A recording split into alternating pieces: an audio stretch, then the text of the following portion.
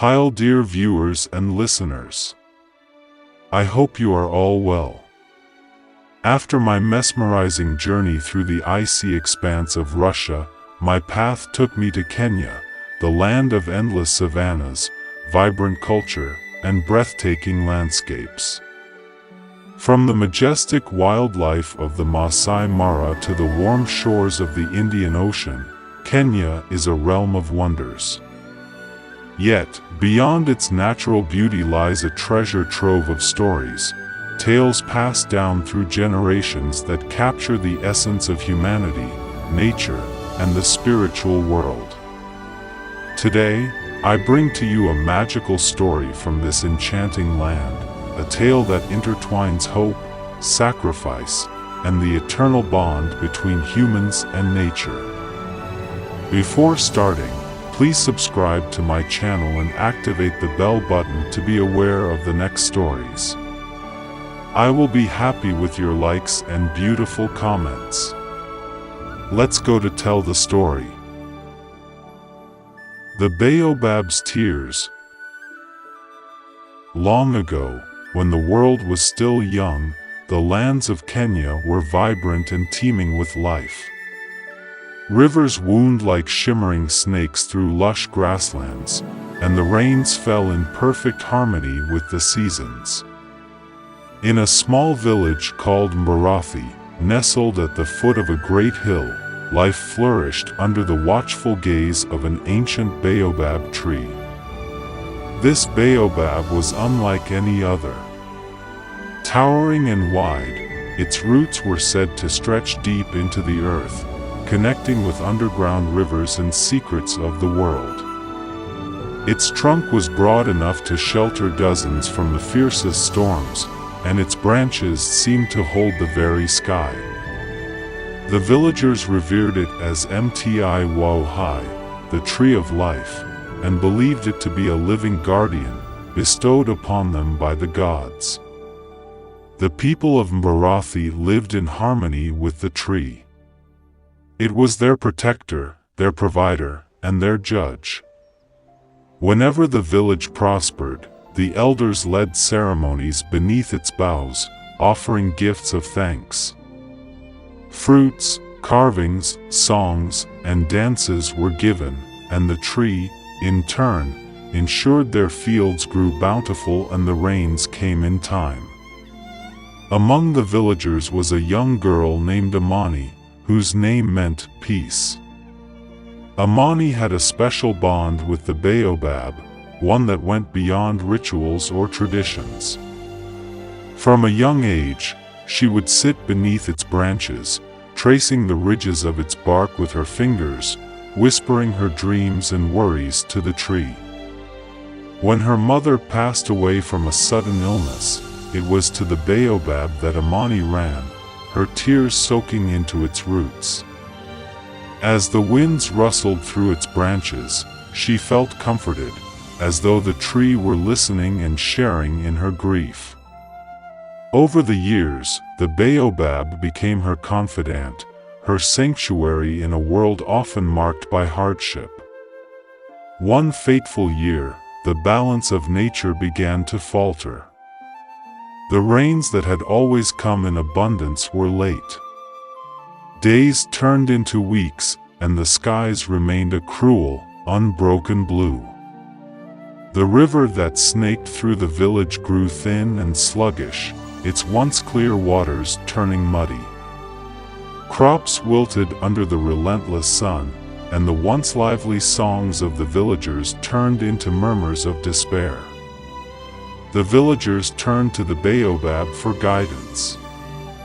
Elders gathered beneath its vast branches, laying offerings and chanting prayers. They asked the tree to intercede with the gods, to bring back the rains and save their homes. But the skies remained silent. Rumors began to spread.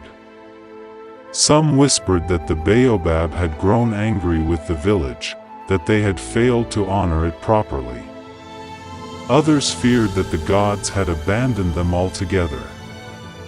One moonlit night, as the village lay in restless sleep, Amani crept out of her hut. With nothing but the light of the stars to guide her, she made her way to the baobab. She knelt at its base, her hands pressed against its cool bark. "Great tree," she whispered, her voice trembling with emotion, "I know you hear us. I know you care for us. Please, tell me what we must do to make things right." For a long moment, there was silence. Then, the ground beneath her seemed to hum, and a deep, resonant voice filled the air.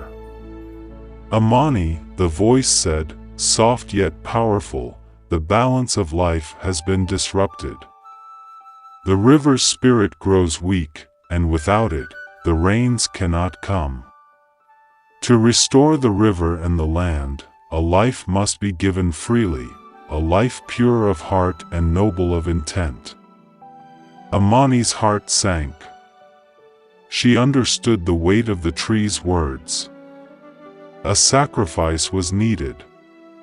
"Take me," she said, her voice steady despite the fear rising within her. "I will give my life for the rains, for the river, for my people." The baobab was silent for a moment, as though weighing her words. "This choice is not to be made lightly," it said. "But if you truly offer your life with a pure heart, the balance will be restored." The next morning, Amani called the villagers to the baobab. She told them of the tree's message, her voice calm but resolute. Gasps of horror filled the air.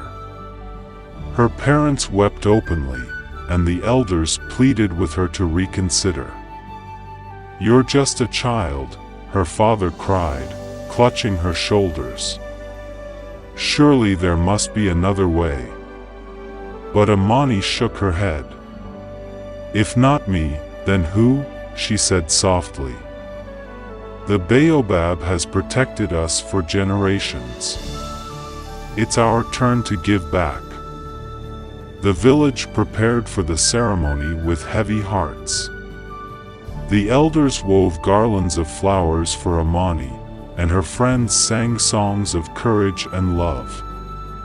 As the sun dipped below the horizon, painting the sky in hues of orange and purple, Amani stood before the baobab.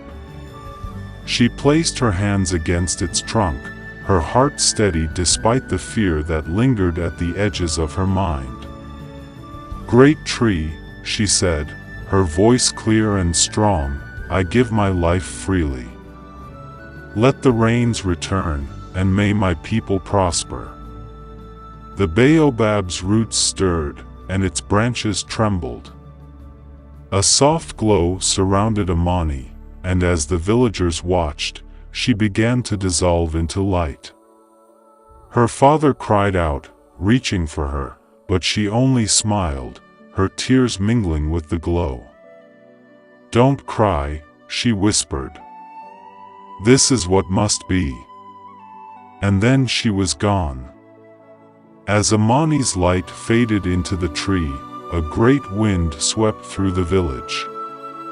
Dark clouds gathered overhead, and the first drops of rain fell, quickly growing into a torrential downpour.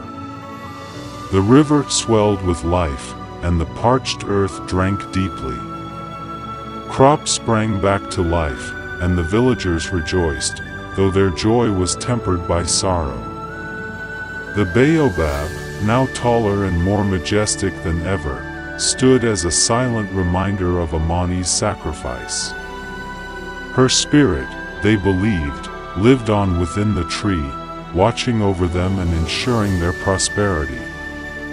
True selflessness comes at a cost, but its impact is eternal, leaving behind a legacy of hope and renewal.